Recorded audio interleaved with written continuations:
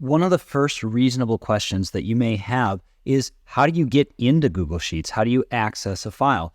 There are three answers to this. One is that you would head into your Google Drive, which is essentially an online storage space, drive.google.com.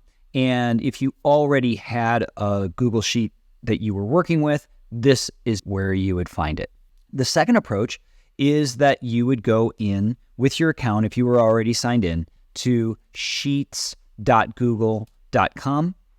And if you entered sheets.google.com, it only deals with your spreadsheets. Google Drive gives you access to lots and lots of kinds of files, Google Docs, PDFs, anything that you planned on storing there. Here, we can look at this Google Sheets demo, which we'll do in just a moment. Lastly, you can click on a link that somebody has already shared with you. This would be in the event that you were not necessarily the originator of the spreadsheet, but you were receiving the spreadsheet. There's a way for you to do this right now because we have provided a link just above this video where you can click and access this Google Sheet. We'll show you momentarily how to copy that because it is currently locked.